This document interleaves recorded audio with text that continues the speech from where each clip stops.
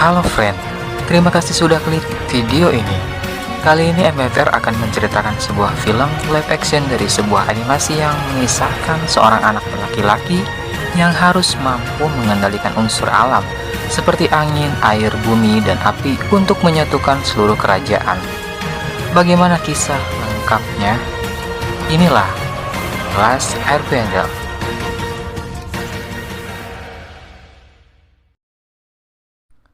Pada suatu hari, memperlihatkan seorang gadis bernama Katara yang sedang melakukan gerakan untuk mengendalikan air di sebuah danau es bersama sang kakak yang bernama Sokka. Sang kakak yang ternyata sedang berburu, tiba-tiba menemukan jejak misterius yang mengarah ke suatu tempat. Setelah didekati dan tak menemukan apapun, lalu Katara melihat cahaya di balik pijakan es yang berada di bawah kaki mereka berdua. Sokka yang penasaran mencoba melihat lebih jelas dan memecahkan es di tempat tersebut. Lalu muncul suatu bayangan dari bongkahan es yang sangat besar. Sokka yang memperingati adiknya agar tidak mendekat, tiba-tiba Katara memukul bongkahan es tersebut sampai mengeluarkan angin yang kencang serta cahaya yang menjulang tinggi. Dari jauh nampak sebuah kapal perang milik Pangeran Negara Api. Di dalam bongkahan es tersebut ternyata terdapat seorang anak laki-laki dan seekor banteng terbang. Sokka dan Katara kemudian membawa anak tersebut ke tempat mereka tinggal. Tidak berselang lama para prajurit negara api pun tiba dan menggeledah seluruh tempat sampai menemukan anak tersebut dan membawanya.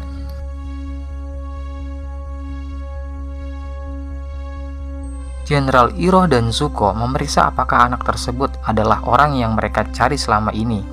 Setelah mendapat kebenaran dari tes yang diberikan, dengan cepat Aang pun melarikan diri dari tempat tersebut dan pergi ke arah apa banteng terbang miliknya. Lalu Aang memutuskan untuk pulang ke tempat tinggalnya di kuil suku udara. Setelah sampai di desanya, Aang mencoba mencari teman serta guru Gyatso yang telah ia anggap sebagai ayahnya. Katara yang mengetahui kebenaran tentang desanya mencoba memberitahu kepada Aang. Katara mengatakan bahwa Aang telah berada di es tersebut lebih dari 100 tahun. Aang yang merasa baru pergi beberapa hari mencoba melihat dengan seksama. Lalu di salah satu tengkorak tersebut terdapat tengkorak yang Aang kenal melalui kalung yang ia buat, dan itu adalah guru Gyatso. Seketika itu juga simbol tato dan mata Aang memancarkan cahaya.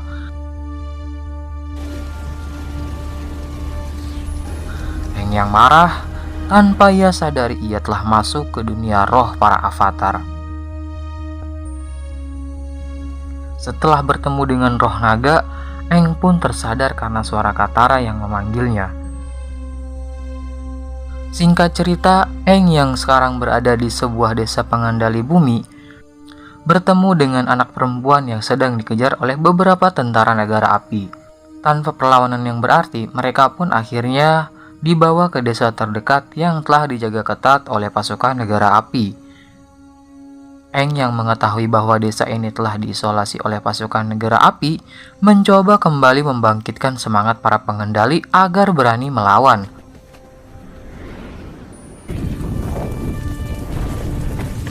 Akhirnya para pengendali pun melakukan perlawanan sedikit demi sedikit bersama Aang yang mendeklarasikan dirinya sebagai avatar. Setelah mereka berhasil mengusir para pasukan negara api, Aang bercerita bahwa ia dulu kabur sebelum menguasai keempat elemen alam. Alasan Aang kabur adalah ia tahu bahwa avatar tidak boleh berkeluarga dan mengabdikan seluruh hidupnya menjadi seorang avatar. Setelah berdiskusi, akhirnya mereka memutuskan untuk pergi ke suku air utara untuk mencari seorang guru pengendali air. Di tengah perjalanan, saat mereka beristirahat sambil berlatih, Aang yang mengetahui ada kuil udara mencoba mendatanginya untuk bisa bermeditasi demi bertemu dengan roh naga. Sokka yang melarang Aang pergi karena pasukan negara api sedang mengikutinya dari belakang. Akhirnya Eng pun pergi ke kuil tersebut. Sesampainya Eng di kuil tersebut, ia bertemu dengan seorang biksu dari desa bumi. Sang biksu mengatakan bahwa ada tempat yang Eng cari. Namun tiba-tiba puluhan pasukan negara api sudah berada mengepung tempat Eng berdiri. Sang biksulah yang sengaja menggiring Eng untuk masuk ke dalam perangkap. Kembali ke Eng yang pingsan terikat di rantai bertemu dengan roh naga. Ia mengatakan bahwa bulan akan berubah menjadi merah. Suku air utara pun akan terancam bernasib seperti suku udara jika Eng tak bergegas pergi ke sana. Di saat seluruh pasukan negara api menyiapkan dirinya untuk menyerang, terlihatlah sosok misterius mencoba menyelinap ke dalam markas negara api. Sosok bertopeng itu kemudian melumpuhkan beberapa pasukan dan membebaskan Eng dari tempat yang ditahan.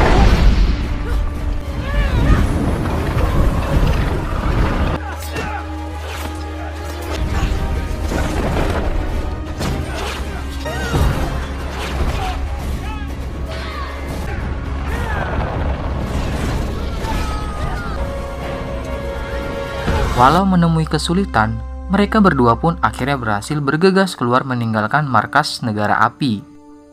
Dari jauh, anak panah melesat mengenai kepala pria bertopeng itu.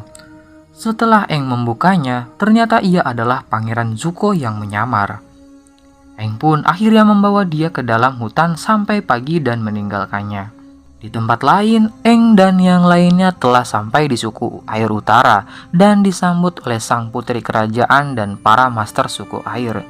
Walaupun mereka tahu bahwa kedatangan Eng dan yang lainnya akan membawa bahaya, mereka akan tetap membantu Eng dan mempersiapkan kerajaan untuk berjaga-jaga jika negara api menyerang. Eng pun mulai berlatih didampingi oleh para master. Di saat Eng mencoba mengendalikan air, ia yang masih belum bisa mengendalikan perasaannya membuat para warga suku air dan master tercengang dengan kekuatan overpower yang Eng miliki. Di tengah lautan, pasukan negara api hampir sampai ke wilayah suku air utara.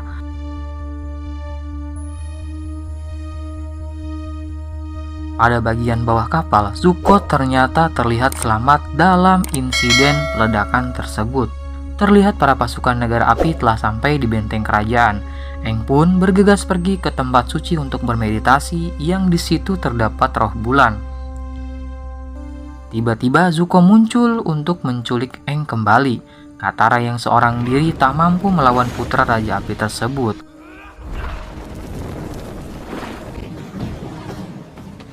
Di luar kerajaan, peperangan jarak dekat pun akhirnya terjadi. Seluruh pasukan negara api dikerahkan demi menaklukkan musuh. Tak lama kemudian, Sokka yang kembali pun terkejut melihat adiknya tergeletak terluka demi melindungi Eng. Di sebuah ruangan, Eng yang tersadar kembali mencoba melarikan diri.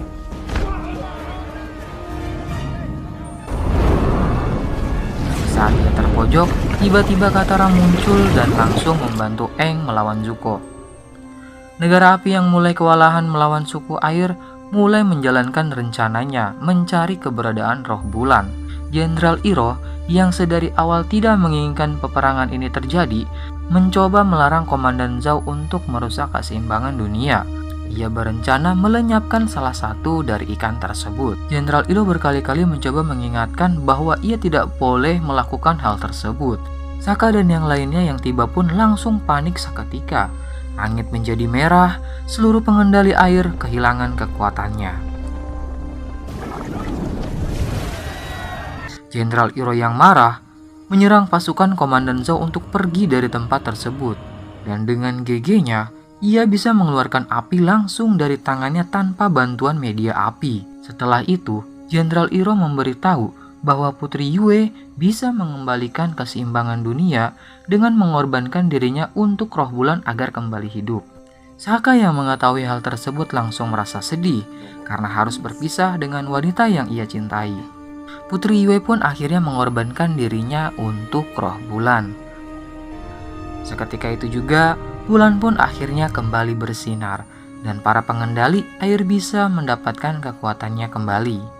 Komandan Zhao yang terkejut bahwa bulan kembali ke sedia kala tiba-tiba dihampiri oleh Zuko dan pamannya. Namun mereka berdua pergi dan membiarkan para master suku airlah yang membalas kejahatannya. Aang yang sebelumnya mendapat nasihat dari dunia roh, kini mencoba kembali membantu prajurit suku air. Setelah melepaskan seluruh emosi dan kesedihannya, dengan kekuatan overpowernya, Aang mulai mengendalikan samudra untuk membuat gelombang air yang sangat besar, hingga membuat seluruh orang terkejut melihatnya.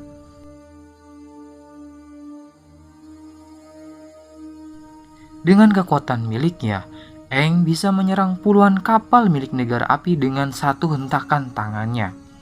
Namun, itu hanyalah sebuah peringatan bagi pasukan negara api untuk pergi meninggalkan kerajaan suku air.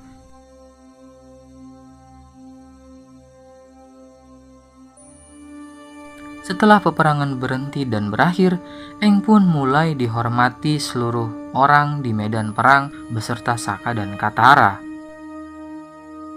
Dan itulah cerita dari film The Last Airbender. Jika kalian suka dengan video ini, klik tombol like-nya ya. Dan sampai jumpa di video film selanjutnya. Bye-bye. Tetaplah tersenyum.